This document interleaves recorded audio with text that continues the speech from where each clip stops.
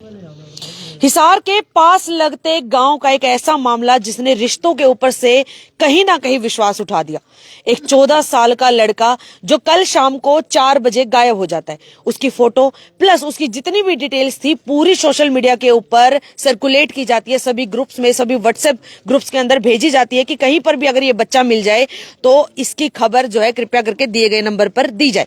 उसके बाद 7 बजे के करीब एक व्यक्ति ढूंढने लग जाता है पुलिस के साथ ही। कहीं ना कहीं ये जो कहानी ये जो बात मैं आपको बता रही हूँ ये आपको एक फिल्मी स्टोरी के जैसे लगेगी कि एक बच्चा गायब हो जाता है, फिर उसके बाद एक परिवार का ही एक ऐसा बंदा जिसके ऊपर कोई भी शक नहीं करेगा पुलिस के साथ लग करके उस बच्चे को ढूंढने में जो बिजी हो जाता है। उसके बाद एक सीसीटीवी फुटेज जो है सामने आती है जिसने एक बड़े कांड के ऊपर से पर्दा उठा दिया और पता चलता है कि जो व्यक्ति पिछले कुछ घंटों से पुलिस के साथ लगा हुआ था वही वो व्यक्ति था जिसने उस बच्चे के साथ इतना बड़ा एक हादसा कर दिया कि उसको जान से मार दिया, मौत के घाट उतार दिया और खेतों में जाकर के दफना दिया। कौन था वो व्यक्ति वो भी आपको बताएंगे, लेकिन फिलहाल आप देख लीजिए ये सभी के सभी जो लोग हैं ये उसी गांव के हैं जिस गांव का वो बच्चा था। सामने एक व्यक्ति आपको नजर आ रहे होंगे। अभी फिलहाल जो है हालत आप देख लीजिए बहुत ज्यादा जो है खराब हो चुकी है क्योंकि बेटा था, इकलौता बेटा था इनका, और जो कल शाम को 4 बजे गया और उसके बाद दोबारा मिला ही नहीं, और मिली तो सिर्फ उसकी डेड बॉडी। आइए उन्हीं से बातचीत कर लेते। सर, कल शाम को 4 बजे जैसे ऋषभ घर से गया था उसके बाद फिर क्या हुआ? आपको किस समय पता चला कि ऋषभ गायब हो गए? जी 1-1.5 घंटे तक जब वो घर नहीं आया ना तो मैंने उसको ढूंढना शुरू किया जी। और भी 1-2 भाइयों को कंफर्म इन्फॉर्म किया। तो गांव में, मार्केट में वगैरह हर जगह ढूंढा, उसके दोस्तों के पास ढूंढा। जब कहीं नहीं मिला तो फिर 112 पे कॉल भी की जी। और सीसीटीवी फुटेज जो है वगैरह जो लग रही थी हमें डाउटफुल, वहाँ उनको देखना शुरू किया जी। तो सीसीटीवी फुटेज में जो परिवार का लड़का जिसने मर्डर किया है वो उसमें दिखाई दे गया। उसके साथ उसने उसको बाइक पे बैठा रखा था जी। और वो यहाँ पे एक बलियाली रोड पड़ता है जी, वो उस साइड लेके जा रहा था उसको जी। उसके बाद मतलब उसके बाद फिर चलिए फुटेज में आप लोग देख लेते। फुटेज से ये तो बात नहीं साबित हो जाती कि भी मारा उन्होंने। ये मारने के बारे में कैसे पता चला कि उसने ही मारा है? देखो जी, पहले वाले दिन तो हमको ये यकीन नहीं था कि मार ही रखा है जी, ठीक है। हाँ, लेकिन गायब जरूर हो रखा था। तो गायब हो रखा था तो वो उस टाइम के बाद ही गायब हो रखा था जिस टाइम की वो जो फुटेज थी, ठीक है। तो डाउटफुल में वो इसलिए आ गया कि उसी टाइम पे वो लड़का मतलब बाइक लेके बलियाली रोड जो है ना गांव से आउट जाता है और उस साइड हमारे खेत भी पड़ते हैं, ठीक है जी। तो पहले वाले दिन तो हमको लग रहा है कि जिंदा ही है, लेकिन इसने ले जाके किसी और को दे दिया है या इसको किडनैप कर रखा है। अच्छा। शुरू वाले दिन हमें किडनैपिंग लग रही थी, बट उससे अगले दिन जो है ना उस शाम को पुलिस उठा लेगी उस लड़के को। उससे अगले दिन 9:30 बजे पता लगा कि उसका मर्डर करके उसने अपने खेत में दबा दिया है। अच्छा, और वो रिश्ते में क्या लगता है ऋषभ को? ऋषभ का भाई लगता था जी, मेरे मतलब ताऊ जी के लड़के का लड़का। सगे ताऊ जी के लड़के? हाँ, परिवार में जी। ठीक है। कोई आपसी रंजिश, कोई आप लोगों के लड़ाई झगड़ा, कोई जमीनी विवाद? क्योंकि परिवार में लगभग इसी तरह की चीजें होती। देखो जी, रंजिश होती तो मेरा बेटा खुश होगी, उसकी बाइक के पीछे नहीं बैठता बिल्कुल भी, ठीक है। हाँ जी, रंजिश नहीं थी। हाँ, हल्की फुल्की कहासुनी परिवारों में चलती है।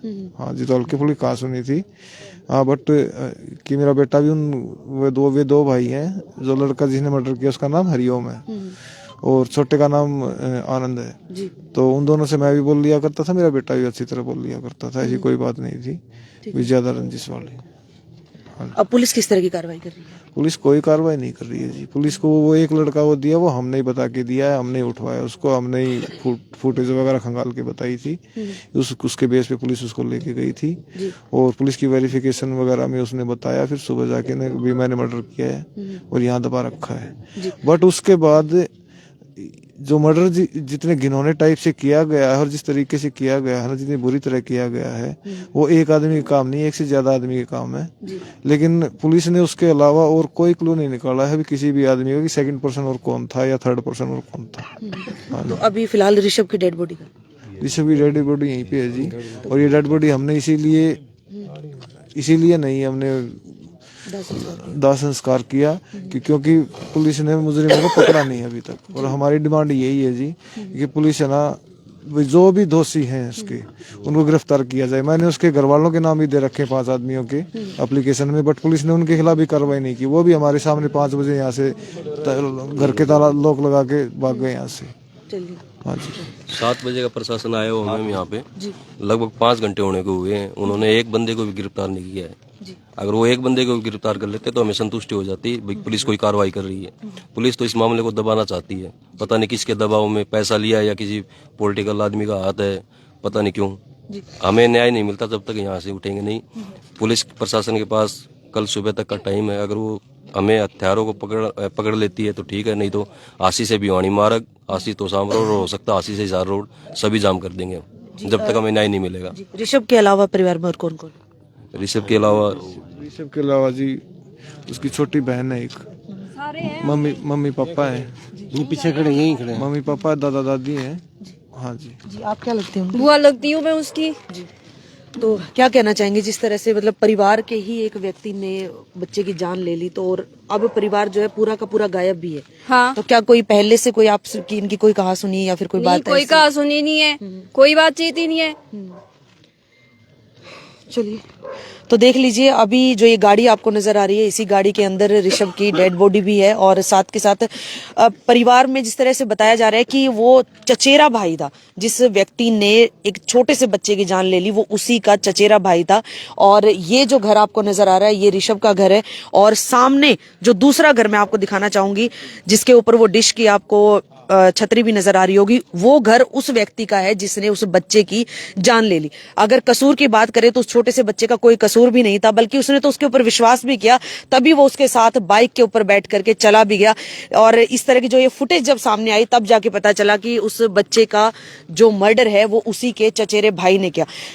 कमाल की बात तो ये है कि उस बच्चे का कोई दोष भी नहीं था, उसको खेत में ले जाया गया बहला फुसलाकर, और उसके बाद उसको इतनी बुरी तरह से मारा गया कि गले के अंदर, क्योंकि ये वीडियो और फोटो जो है हमने भी देखी थी, वो हम आपको दिखा नहीं सकते, हमारे फेसबुक की गाइडलाइन आपको पता है कि ऐसी कोई चीज हम आपको दिखा नहीं सकते, लेकिन जो हमने देखा कि एक पतली सी रस्सी से उसका गला घोट करके उसको इतनी बुरी तरह से मारा गया, और उसके बाद खेत में उसको दफना भी दिया गया। और अब अगर पुलिस प्रशासन की बात करें तो जिस एक व्यक्ति का नाम बार बार आ रहा है, सिर्फ उसी को अभी तक उठाया गया है, और उसने अपना जुर्म जो है कबूल भी कर लिया।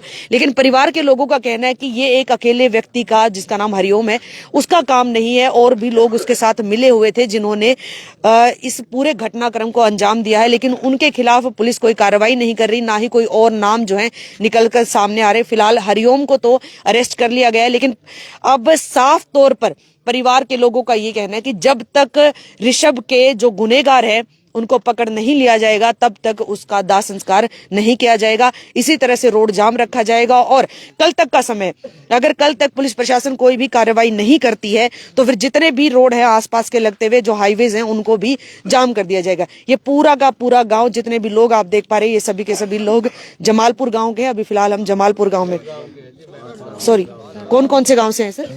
पपोसा जी, छिपर, बोल, बुटाना जी। अच्छा, आसपास के 4-5 गांव सारे इकट्ठे हो रहे हैं। चलिए, जी, कौन है आप? जरा आगे आ जाइए सर। जी बोलिए। कल ये रोड जमालपुर बुआनीखेड़ा और ये रतेरा उमरा सुल्तानपुर सारे रोड जाम होंगे, ठीक है। यदि हमने ये जितने भी अपराधी हैं उनको शामिल कर दो, पकड़ा दो, नहीं तो हम 5 रोड 7 गांव इकट्ठे होंगे जमालपुर के अंदर। लेकिन ये भी तो हो सकता है कि जैसे पुलिस को थोड़ा सा समय भी चाहिए होता है कि आज की ये घटना है, तो हो सकता है कि कल या परसों तक वो कुछ कर दे कार्रवाई। समय ले रहे थे 8 बजे का, 4 घंटे डीएसपी यही रहे जमालपुर के अंदर, कार्रवाई करते तो 1 घंटे भी कर सकते। ये तो करना नहीं था इनको, ठीक है। ये जमालपुर के इस लड़के के कुछ मजे ले रहे थे, सीधी बात है। हम तो कह रहे हैं, हमारे तो दुख है, हमारे लड़का खत्म हो गया, इनको कोई कार्रवाई नहीं करे, या तो इनको पैसे खाए या कुछ भी, लेकिन जिस पे बीतती है ना उसको पता लगता है मैडम क्या होता है, ठीक है। हमारे साथ अपराध करने लग रहे हैं अभी भी, ठीक, कोई कार्रवाई नहीं करे। अभी यहाँ से 4 घंटों का नाम लिया ना, जब सरके हैं डीएसपी भी यहाँ से, अब तक यहीं खड़े थे। चलिए, तो देख लीजिए भी, ये पूरा का पूरा मामला जो है आप लोगों तक पहुंच चुका है। इस पूरे घटनाक्रम को लेकर के आप लोगों की क्या राय है, कमेंट बॉक्स में अपनी राय जरूर रखिएगा, और वीडियो को शेयर करना ना भूलिए। हो सकता है आपका एक शेयर इस बच्चे को इंसाफ दिला सके, इस परिवार को इंसाफ दिला सके। साथ के साथ पुलिस प्रशासन से भी अपील करना चाहेंगे कि इस मामले को गंभीरता से लेते हुए जो भी इसमें दोषी हैं उनके खिलाफ सख्त से सख्त कार्रवाई की जाए, ताकि भविष्य में किसी भी परिवार से उनका लाल न जाए। चलिए वीडियो को शेयर करना मत भूलिएगा और बहुत जल्द किसी और खास अपडेट के साथ आप सबके सामने फिर से हाजिर होती हूँ। नमस्कार।